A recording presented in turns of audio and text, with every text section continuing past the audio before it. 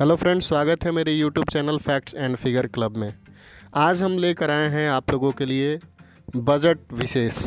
अर्थात इस वीडियो में हम लोग देखेंगे बजट का इतिहास, बजट की शुरुआत कब से हुई, बजट की शुरुआत किसने की, बजट का अर्थ क्या होता है, बजट जो है वो कितने वर्षों में या कब प्रस्तुत किया जाता है, ये सब कुछ हम लोग इस वीडियो में देखेंगे। तो चलिए बिना देर किए हम शुरू करते हैं इस वीडियो को। भारतीय बजट का इतिहास हम लोग देखेंगे। भारत में बजट होने का इतिहास 150 साल से अधिक पुराना है। इतने वर्षों में बजट पेश किए जाने के समय से लेकर तौर तरीकों में बड़े स्तर पर बदलाव हुआ है। यानी जब से इसकी शुरुआत हुई तब से आज 150 साल हो गए और इसके तौर तरीके काफ़ी बदल चुके हैं। कई नई परंपराएं अस्तित्व में आ गई हैं और कई कीर्तिमान भी स्थापित हुए हैं। फ्रेंड्स, हम देख रहे हैं बजट विशेष, देखेंगे आगे।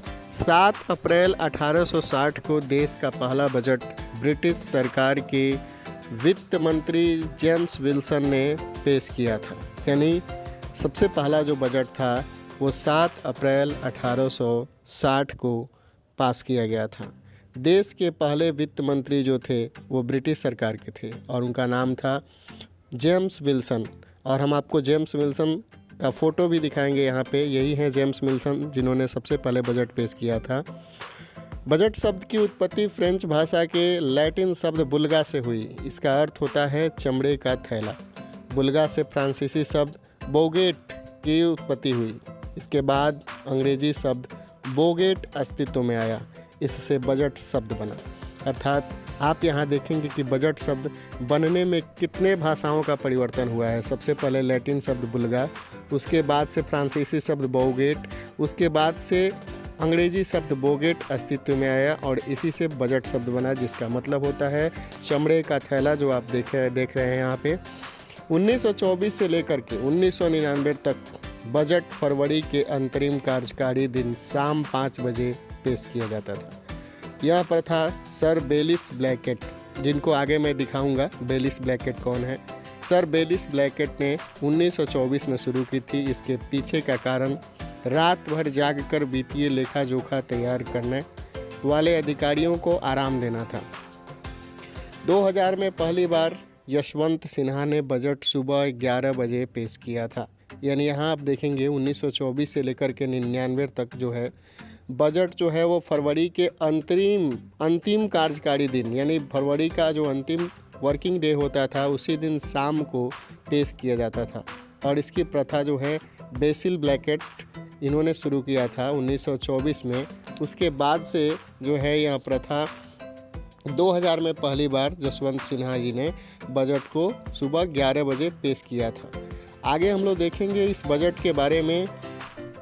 स्वतंत्रता के बाद देश का पहला बजट जो था वो पहले वित्त मंत्री आर.के. शनमुखम चेट्टी, याद रखिएगा, आर.के. शनमुखम चेट्टी ने 26 नवंबर 1947 को पेश किया।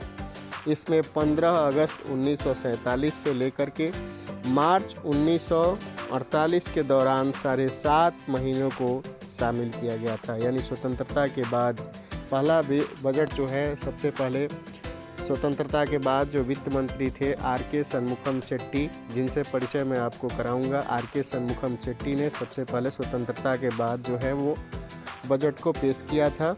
आर.के. शनमुखम चेट्टी ने 1948-49 के बजट में पहली बार अंतरिम शब्द का प्रयोग किया था। यानी अंतरिम शब्द का प्रयोग सबसे पहले 1948-49 के बजट में पहली बार आर.के. शनमुखम चेट्टी ने अंतरिम शब्द का प्रयोग किया। तब से लघु अवधि के बजट के लिए इस शब्द का इस्तेमाल शुरू हुआ।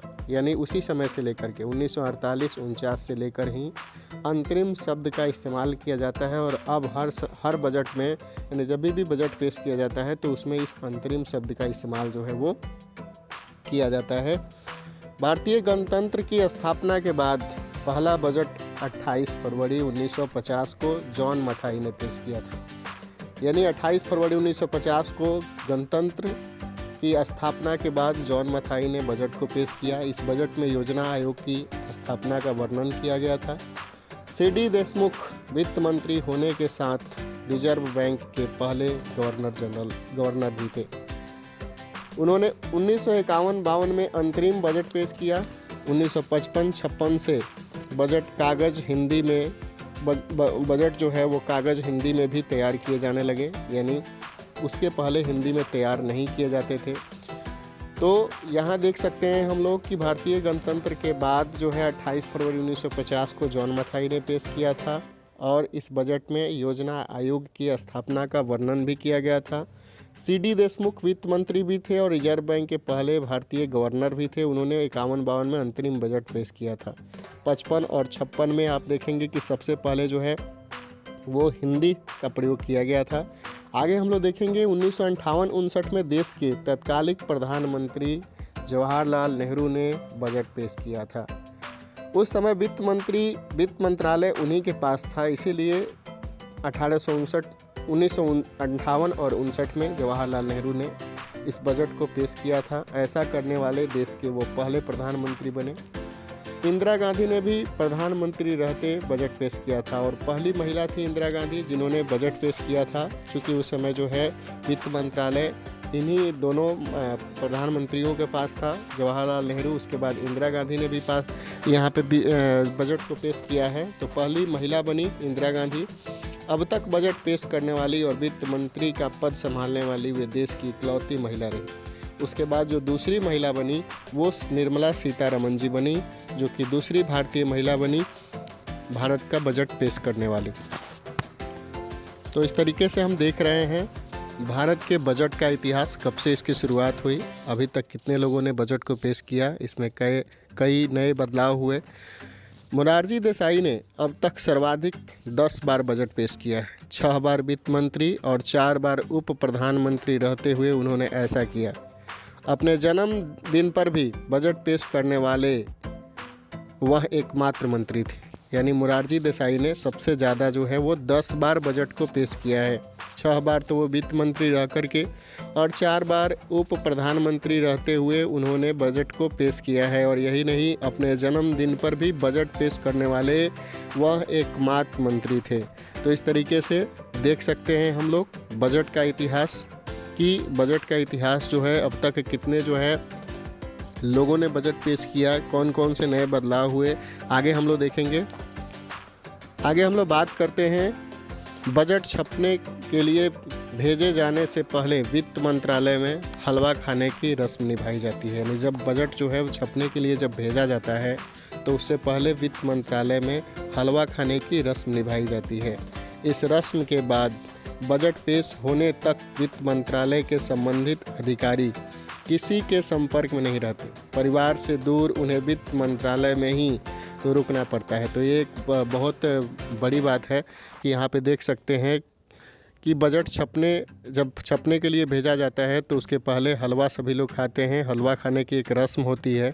इस रस्म के बाद बजट पेश होने तक वित्त मंत्रालय के जितने भी अधिकारी होते हैं उन्हें घर नहीं जाना होता है, बल्कि परिवार से दूर उन्हें वित्त मंत्रालय में ही रुकना पड़ता है। वित्त मंत्री टी कृष्णम्माचारी ने 1964-65 में पहली बार PDIS स्कीम के जरिए छुपे हुए धन को बाहर निकालने की कोशिश की थी, जिसे हम काला धन कहते हैं। 1965-66 के बजट में काला धन निकासी के लिए पहली बार स्कीम लॉन्च की गई। 1973-74 के बजट को ब्लैक बजट का नाम दिया गया, क्योंकि इसमें बजटीय घाटा, सरकार का कुल व्यय और सरकार का कुल आय जो होता है उसको हम लोग माइनस करके देखते हैं तो बजटीय घाटा पता चलता है। इसमें 550 करोड़ रुपए जो था वो बजटीय घाटा था और 1973-74 के बजट को ब्लैक बजट का नाम दिया गया था। तो इस तरीके से दोस्तों हम देख रहे थे बजट का इतिहास और इसमें हम लोगों ने बहुत कुछ देखा बजट के बारे में, कब से इसकी शुरुआत हुई और अभी जो है 2022-23 का बजट पेश किया गया है निर्मला सीतारमण जी के द्वारा।